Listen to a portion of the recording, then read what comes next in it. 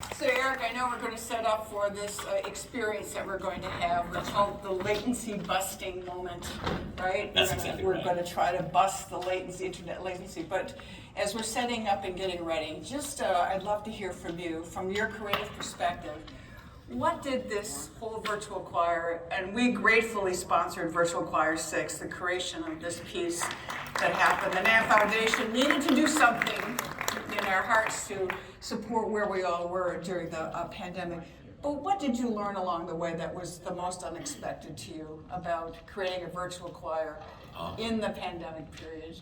I'll tell you, it's a great question, Mary. So I'll talk more about this as we introduce the next technology. But what I don't think I could have seen when I started this whole thing 13 years ago was that actually the music in a way is secondary, that it's the community that is first. And with each new virtual choir, we leaned into that. We helped build and foster this massive community. For the last virtual choir that we did during the pandemic, we had a very active Facebook group of about 25,000 singers that were coming together from all over the world and sharing their videos and finding each other. There's been lifelong friends that have been made. And now we have all of these medical studies that show conclusively that not only is music good for you, but a huge component of that is the social component, that's necessary for all kinds of health benefits. So I leave it to you. Thank you, Mary. Maestro. Thank you. Thank you. Thank you. Thank you so much. It's an honor to be here with all of you here this morning. And as Mary alluded to, we're gonna try to break the internet a little bit in just a few minutes. Before we do that, I'd like to give you just a very brief overview of what I've been doing these past 13 years. And it starts with this. Back in 2009, I can't believe I'm saying that out loud. There was internet back in 2009. A young woman named Bridlin Losey, she was 17 at the time, she's nearly 30 now, uploaded to YouTube a video to me. She didn't know me, and she uploaded this video.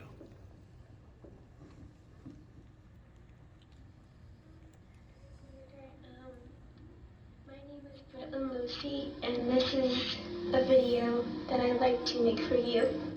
Here's me singing Sleep. I'm a little nervous, just to let you know. If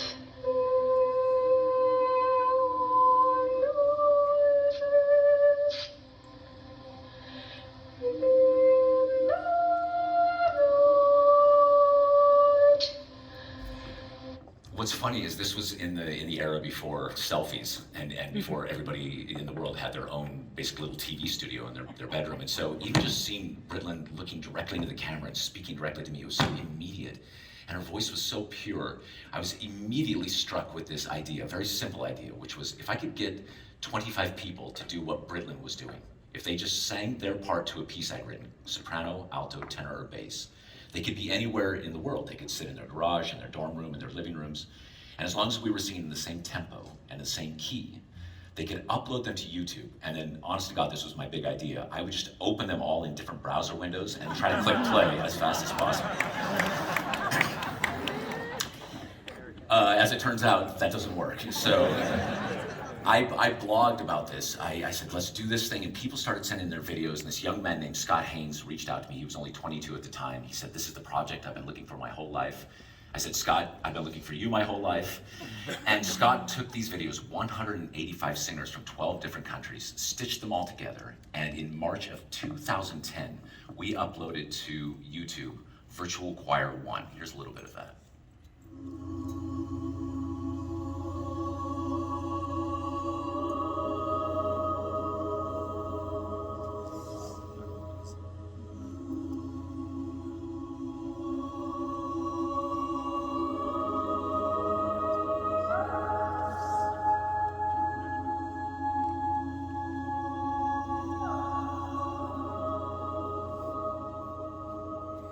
And I'll stop it there in the interest of time. Really, I thought that only myself and my fellow choir geeks would be remotely interested in this kind of thing, but the video went viral, and then it got picked up by the international news media, and suddenly I was receiving hundreds, if not thousands of emails from singers all over the world saying, I don't know what this is, but I have to be a part of it. When is the next one? And never in my wildest dreams did I think there would be a next one. And so we built a virtual choir 2, that got bigger, and here's a little bit from virtual choir 3.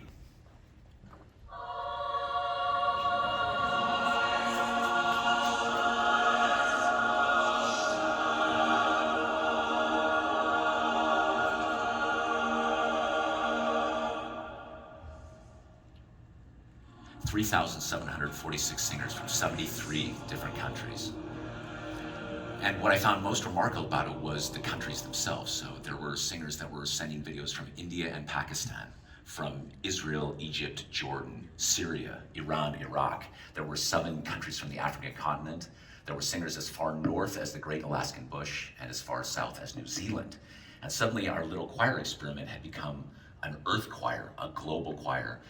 And still singers were saying, when is the next one? When is the next one? We made a virtual choir 4 where we had a big remix and we worked with a London DJ. And then finally in 2008, we released virtual choir 5.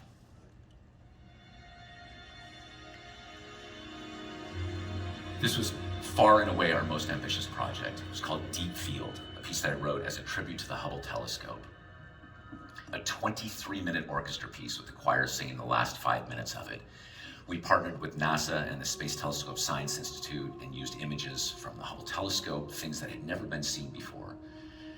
Nearly 8,000 singers joined us in this. And I remember thinking as we did the premiere at Kennedy Space Center in the IMAX theater, with astronauts in the room with us, I think we've taken this about as far as we can go. And I swear that that's the last virtual choir I ever planned on making. We toasted, we said that it's been a good decade, that was great.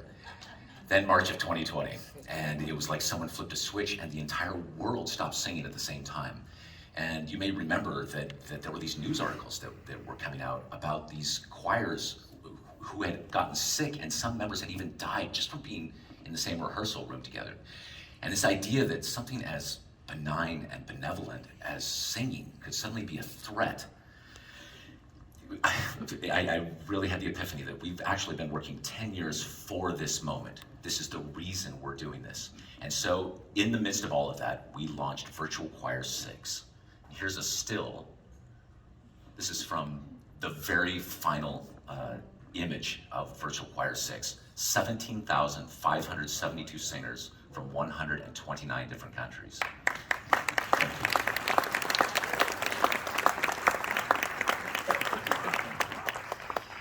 And I think for all of us that were involved in it, I felt like I played a very small part in it. It was medicine.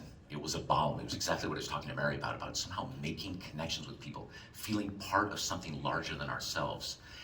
And if I'm being incredibly honest, I think it kept me sane. I think without this and without those people that we were making music with together, I probably would have lost my mind more than I did. One thing that's interesting about it, if you'll put this back up on the screen, is that if you look closely, every single one of those little pixels, those little boxes, is a person.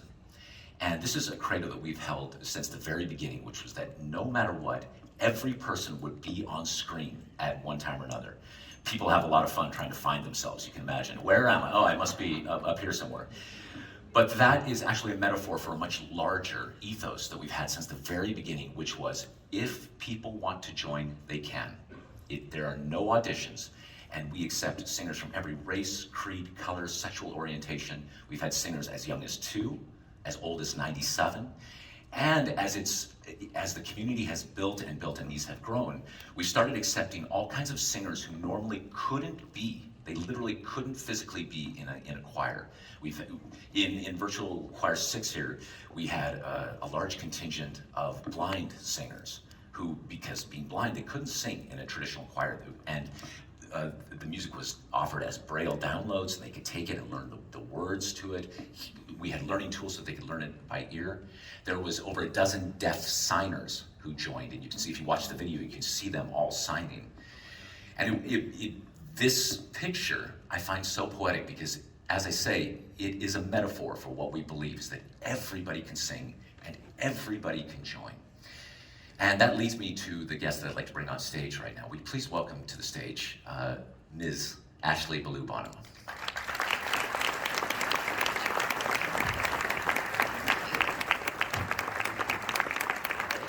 Hello. That was quite the introduction. I don't know if I've ever had one of those like that before.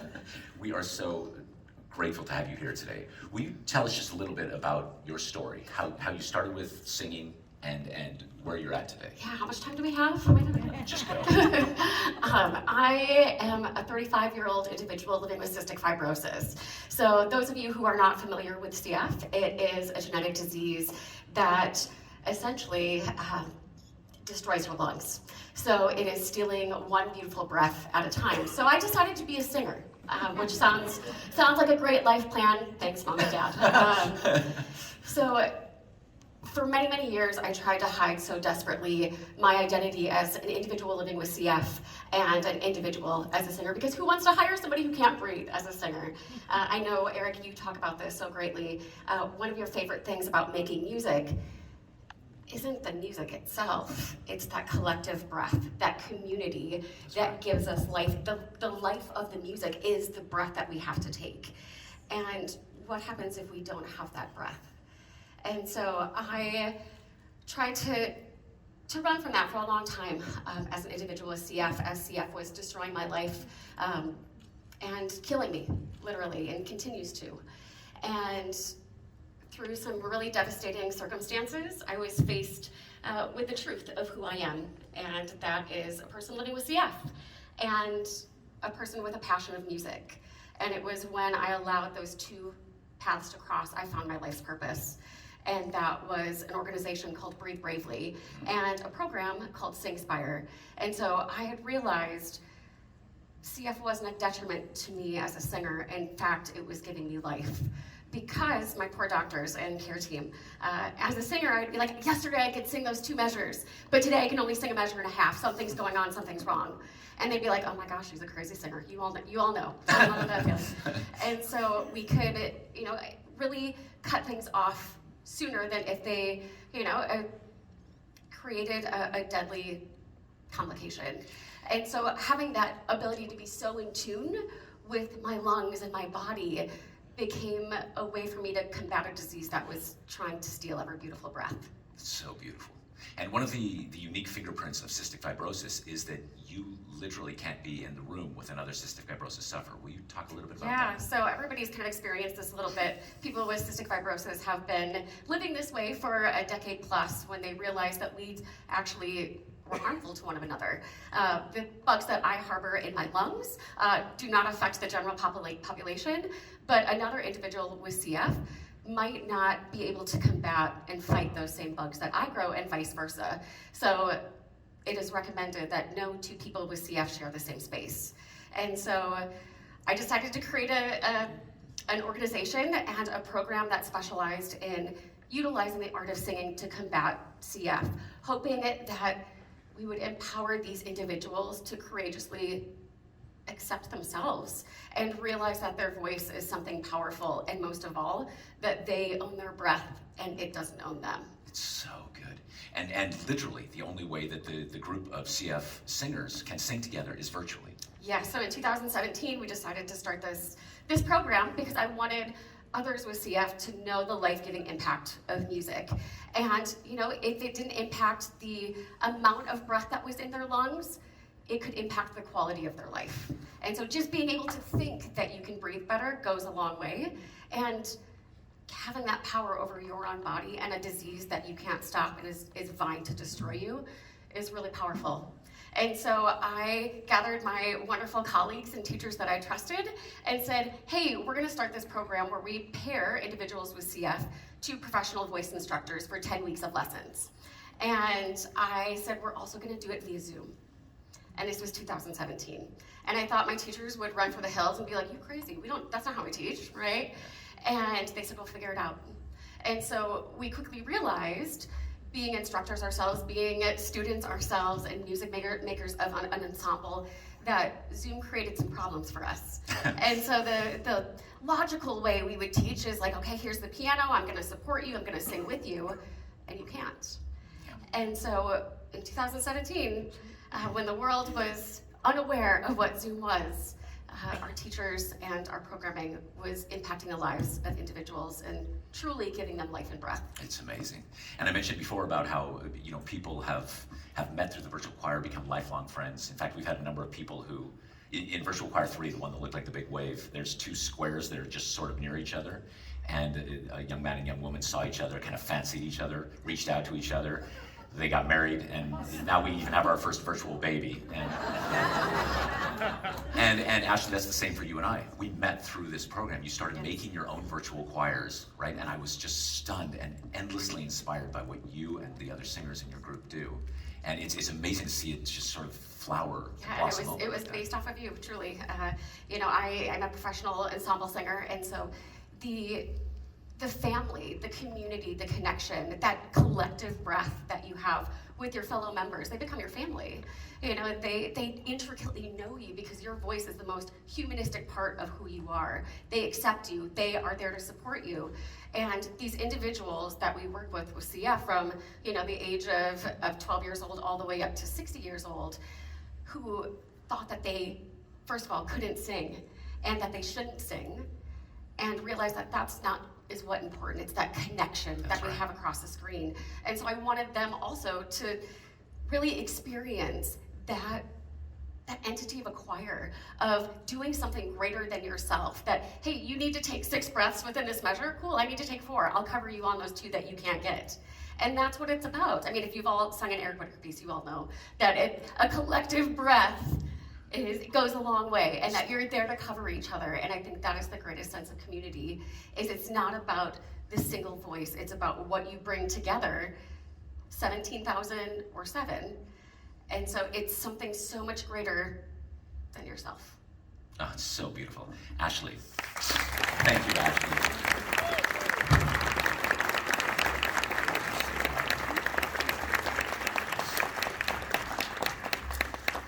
Ashley mentioned that collective breath that we all take together, and it's, I think, something that we've been taking for granted for several thousand years.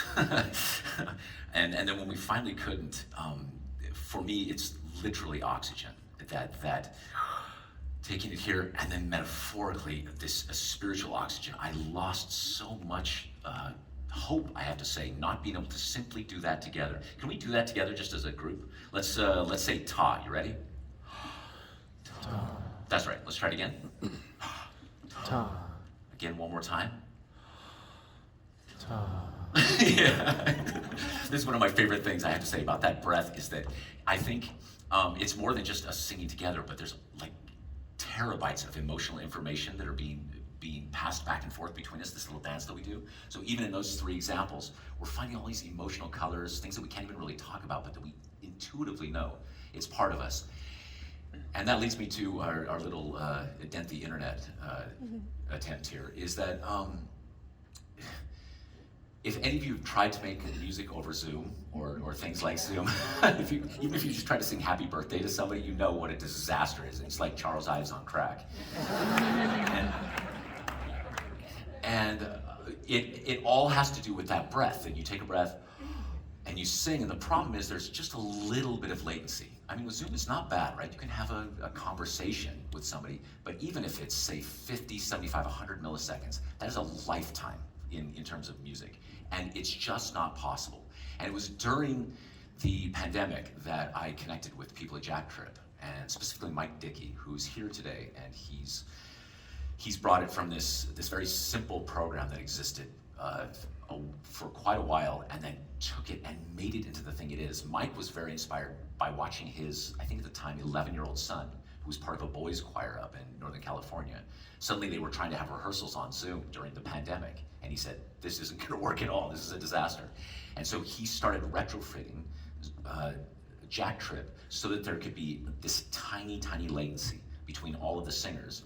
And by the end of the pandemic, this Ragazzi Boys Choir, 80 singers, were singing with the downbeat, having real rehearsals. Until you've experienced it, you can't believe it's actually happening. And that's what we're going to try to do here today. Will you please welcome to the stage musicians from the Colburn School.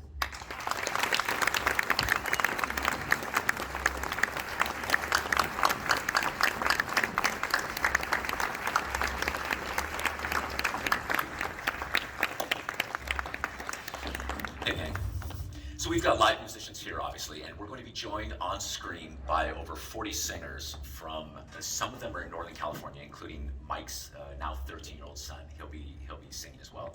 We've got singers all over Southern California, and then we've got several members of Ashley's group that are scattered all over the United States. And they'll be singing with us live. Hey gang, you all hear me? Woohoo! Yeah, so you see they're, amazingly, they're all wearing the same shirt. That is, but what you're going to see as this happens is they'll be actually delayed because the video is over Zoom. So there's that typical Zoom delay, but the audio itself will be, we got it down to about 10 milliseconds. So what they're doing is they're listening to the piano, they're listening to the strings, and we're going to make music together. As far as I know, this is one of the first times this has been attempted. And what we're going to do is we're going to perform live now the piece that we did virtually, Sing Gently, which is the piece that I wrote for Virtual Choir 6. And which just sort of thrills me because in a way this is one of the very first times I'm actually hearing this live in a room with oxygen, plus our beautiful virtual singers from all over. So this is Sing Gently.